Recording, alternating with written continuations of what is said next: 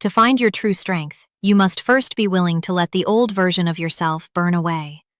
Witness the powerful cinematic stories of rebirth and the incredible resilience of the human spirit. Subscribe today and find the fire to start your own brand new chapter. My brother watched me collapse on the kitchen floor of that cabin and stepped over me to get to the counter. Not to call 911, not to grab a towel or a glass of water. He stepped over my body, picked up his phone, and walked out onto the back porch. I heard him talking in a low voice through the sliding glass door while the room tilted and my vision tunneled. The last thing I saw before I lost consciousness was the back of his jacket as he leaned against the railing, nodding slowly at whatever the person on the other end was saying. I woke up in a hospital bed with an IV in my arm and a doctor standing over me with an expression that told me everything I needed to know before she said a single word. My name is Mira. I'm 32 years old. I'm a senior accountant at a logistics firm, and I know how to read a balance sheet. I know when the numbers don't add up, and lying in that hospital bed with activated charcoal still coating my throat, I knew that what had happened to me at that cabin was not an accident. The doctor told me I had ingested a significant amount of aconite, wolfsbane. It's a plant extract that causes cardiac arrhythmia, organ failure, and death if the dose is high enough and treatment is delayed long enough. She told me they had pumped my stomach. She told me they had nearly lost me twice. And then she told me they had nearly lost me twice. And then she told me something that made the entire room go cold. She said my brother had already called the hospital twice, asking about my prognosis. And when she had spoken with him that morning, he had asked her, very specifically, whether I had signed any documents before losing consciousness. I hadn't, but I was beginning to understand that he had been counting on it. Let me back up. Because to understand what my brother did, you have to understand what he was standing to lose. Our parents died 3 years ago, 6 months apart. My father first, then my mother, like she couldn't figure out a reason to stay once he was gone. They left behind a small estate, not a fortune, but enough. A house in upstate New York, a brokerage account, a savings fund they had built slowly over 30 years of double shifts and skipped vacations. They left all of it to me and my brother equally, split down the middle, except for one thing, the house. They left the house to me alone because I was the one who had lived there for the last 2 years of their lives, managing their medications, driving them to appointments, sleeping on the pull-out couch when they were too sick to be alone. My brother had been in Phoenix. He had called on holidays. He had sent flowers when my mother was in the hospital. That was the extent of it. He never forgave me for the house. He never said it directly. He never stood in front of me and told me he thought I had stolen something from him. But I felt it every time we were in the same room. The way his eyes moved over me like I was an invoice with an error he couldn't quite locate. The way he smiled with his mouth and not the rest of his face. The way he insisted on that family trip to the cabin in Vermont last November, calling it a fresh start, a chance to reconnect. I should have trusted that feeling. But I had spent 20 years convincing myself I was imagining it. The cabin was my brother's idea. 5 days in the mountains, just the two of us and his girlfriend, Cassie, who I had met exactly twice and who looked at me like I was a problem she hadn't agreed to inherit. My brother handled all the food. He said it was his treat. He planned the meals, packed the coolers, cooked every dinner with the careful deliberateness of someone performing a ritual. I thought he was trying. I thought this was his version of an olive branch. On the third night, I got sick. I assumed it was a stomach bug at first. Then the numbness started in my fingers, then the chest pain. By the time I understood that something was very wrong, I was already on the floor and my brother was already on the porch. The hospital kept me for 4 days. My brother visited once. He sat in the chair beside my bed with a cup of coffee and asked me how I was feeling with the specific tone of someone reading from a script. He told me the doctors thought it might have been contaminated mushrooms from the market. He said it with complete steadiness, looking me directly in the eye, and I understood then that he had rehearsed this, that he had been rehearsing it for a long time. After he left, I lay in that bed and I thought very clearly for the first time in years. I thought about the timing. I thought about the fact that he and Cassie had eaten the same food and neither of them had gotten sick. I thought about the specific question he had asked the doctor about whether I had signed any documents. I thought about a conversation we'd had 6 months earlier when he had brought up the house again, casually, over the phone, mentioning that he knew a buyer who was interested and that if I ever wanted to sell, he could handle the paperwork. I thought about what would happen to that house if I died without a will. He would inherit everything. The house, my half of the brokerage account, the savings. All of it would revert to him as my only living relative. I did not cry. I did not panic. I felt something settle inside me like a foundation being poured, slow and permanent, and very, very cold. I asked the nurse to keep my room off the visitor registry. I told her I had safety concerns and I used that exact phrase, and to her credit, she didn't ask me to explain. She updated my chart, flagged it with security, and told me that, as far as the front desk was concerned, I had been transferred. Then I asked to borrow her personal cell phone, and I made 2 calls. The first was to Dominic, a private investigator I had worked with 18 months earlier when a vendor at my firm had been falsifying invoices. He was thorough, discreet, and answered on the second ring. I told him I needed financials on my brother, and I needed them fast. The second call was to my attorney, a woman named Patricia who had handled my parents' estate and who had a voice like a closing argument. I told her I was in the hospital. I told her why, and I told her I needed her to meet me the following morning. Dominic got back to me within 6 hours. My brother was $210,000 in debt, not to a bank, to 2 private lenders with documented histories of collecting aggressively. He had borrowed against his business 18 months ago when the business had started failing and then borrowed again to cover the first loan and then a third time to cover the second. He was 3 weeks past his last deadline. Dominic had also pulled the title records on the house and found something that made my blood go completely still. 2 weeks before the cabin trip, my brother had submitted an inquiry to a title company asking about the process for transferring property ownership using a durable power of attorney when the primary owner was incapacitated. He hadn't been planning a family trip, he had been planning a transfer. Patricia arrived the next morning with a briefcase and an expression I'd only seen on her face once before. At the reading of my father's will, when my brother had disputed the terms and she had dismantled his objection in 4 sentences, she listened to everything I told her. She looked at the documents Dominic had compiled. Then she set her pen down on the tray table and told me we were going to make sure he never got the opportunity to try again. The plan she built was surgical. She contacted my brother and told him there was a complication with a property assessment on the house. She told him the bank had flagged an irregularity and that she needed both of us to come in and sign off on some corrective paperwork to prevent the account from being frozen. She used terms that were technical enough to sound credible and vague enough to require his presence. She told him time was sensitive. She knew he would come because she knew he needed that house and he needed it now. He arrived at her office on a Wednesday afternoon looking like a man who had not slept in several days. He was wearing a blazer that didn't quite fit and he kept touching his watch. Cassie was with him. They sat down across from Patricia's desk and my brother leaned forward with his hands clasped and asked, very politely, what the issue was. Patricia laid 2 folders on the desk between them. She explained the situation with a measured patience that I knew from experience was its own form of pressure. She told him the bank had 2 options.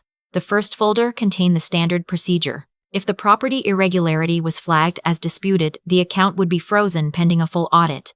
Timeline, up to 2 years. She watched his jaw tighten. She let the silence sit. Then, she opened the second folder. She told him there was an alternative. If the primary account holder voluntarily signed a temporary administrative transfer to a co-trustee while the irregularity was being resolved, the account would remain active and the timeline would compress to 30 days. She slid the folder toward him. She told him the co-trustee would need to be a named family member. She told him I had already pre-signed my portion and that we just needed his signature to finalize.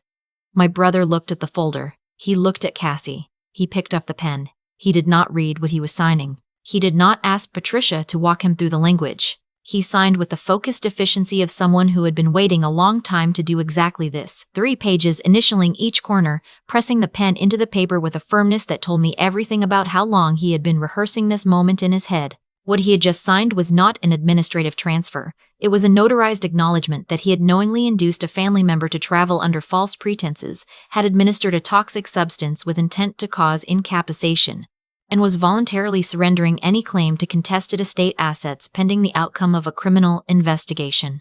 Patricia had drafted it herself. Every sentence was airtight, and I walked through the door of her conference room 30 seconds later. My brother looked up and the pen slipped from his hand. It hit the floor and neither of us moved to pick it up. His face went through several expressions in rapid succession, none of which were remorse. First confusion, then recalculation, then something that landed just below fury, a kind of cold, white-edged recognition that he had been caught in his own mechanism. Cassie stood up from her chair and said my name like a question. My brother did not stand. He sat very still and looked at me and then at Patricia and then at the folder in front of him. When he finally spoke, his voice was quiet and even and absolutely certain. He told me I had no idea what I was doing. He told me I had always been difficult. He told me that our parents had given me everything while he had gotten nothing, and that all he had ever done was try to correct an imbalance that I had created by being there and he had not. He said it like it was reasonable, like it was a math problem he had solved correctly and I was the one misreading the equation. He told me that if I had just sold the house like he had asked, none of this would have happened, that I had brought this on myself by refusing to share. I let him finish. I had learned a long time ago that responding to that kind of logic is like negotiating with a locked door. There is nothing on the other side that will ever open toward you. The detective and 2 officers who had been waiting in the hallway came through the door before my brother had finished his last sentence. He heard the door open and turned, and I watched the calculation in his eyes collapse into something smaller and much more afraid. The detective read him his rights with a professional flatness that somehow made it worse. My brother looked at me once more before they walked him out, and what I saw on his face was not guilt. It was the specific, burning outrage of someone who has never been told no by a consequence before. The door closed. The room felt twice as large. Cassie sat back down heavily in her chair. She looked at Patricia and then at me and said she had not known about the aconite, and I looked at her steadily for a moment and then told her that was between her and the detective.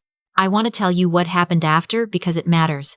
My brother was charged with attempted murder, criminal fraud, and criminal administration of a toxic substance. The case took 8 months to go to trial, and I sat in that courtroom every day. I watched his attorney argue that the wolfsbane had been naturally occurring in the food, that the property documents were a misunderstanding, that I was a vindictive sibling with a pattern of estrangement.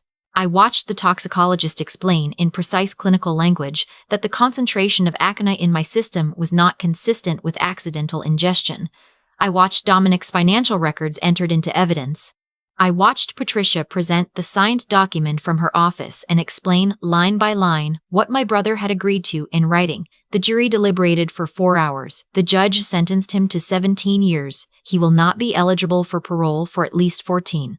The court ordered restitution of $180,000, which he does not have and will not have for a very long time, which means the debt will follow him out of prison and into whatever remains of his life on the other side of it. The 2 private lenders settled their claims through the civil courts and collected almost nothing. His business closed. The apartment in Phoenix was liquidated. Everything he had built on the assumption that my death would solve his problems dissolved in the span of a single verdict. The social aftermath was quieter, but just as absolute. Our extended family, aunts and cousins who had stayed carefully neutral during the trial, made their positions known afterward in the usual ways. Fewer calls, shorter texts. An aunt who had always been close to my brother sent me a single message that said only, "I'm sorry I didn't see it sooner." I appreciated it more than I expected to. 7 months after the sentencing, a letter arrived at my new address. My brother had found it somehow, written it on prison stationery, in the same careful handwriting he had used to sign Patricia's document. My name on the envelope, no return address, as though omitting it would make the origin mysterious. I stood in my kitchen, holding it under the light, and I thought about the version of myself that would have opened it, the one who spent 20 years interpreting silence as a sign that he was about to come around, the one who drove 4 hours every month to check on parents he had stopped calling because she couldn't stand the thought of anyone being alone. That woman would have torn the envelope open and read every word and spent 3 days processing it and another week composing a response she would never send. I put the letter in the recycling bin, not the trash. The recycling because even paper deserves a second life as something better. I am telling you this story because I know you. Not you specifically, but the version of you that is sitting somewhere right now, carrying someone else's weight and calling it love. You know who I mean. The person in your life who needs just one more chance, one more loan, one more conversation, where you explain yourself clearly enough that they finally understand. The one you keep leaving the door open for even as they inventory everything behind it. I want to give you the 3 things I had to learn the hard way. Not suggestions, not soft advice.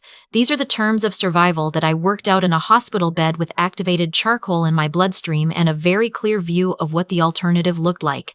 The first is this. Proximity is not loyalty. We grew up believing that the people closest to us by blood or by history are the ones who have earned the right to our trust.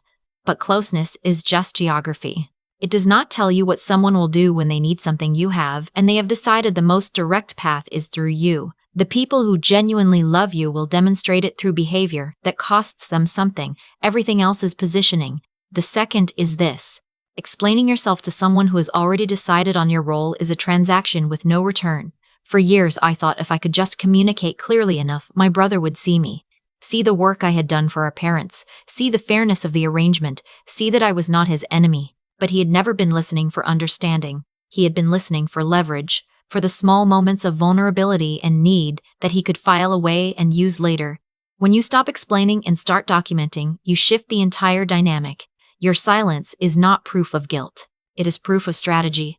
The third is the one that took me the longest. Healing is not a feeling, it is a structure. We are told that healing looks like forgiveness, like a moment of grace where the resentment lifts and you feel light.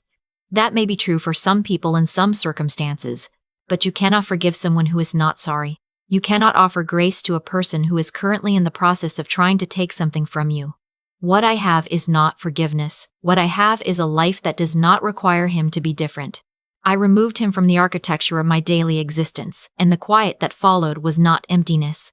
It was the sound of a foundation settling. I have a house now that is fully mine. I have Patricia on speed dial and Dominic 2 area codes away and a lock on my front door that I chose myself.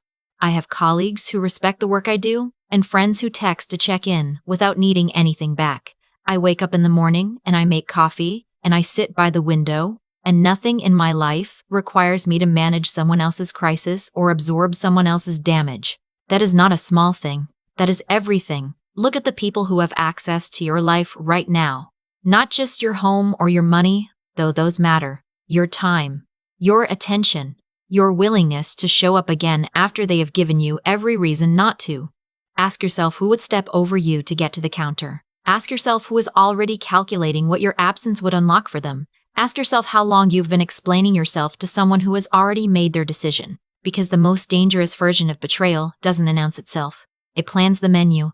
It books the cabin. It calls it a fresh start. I am Mira. And I am no longer the door that was left open.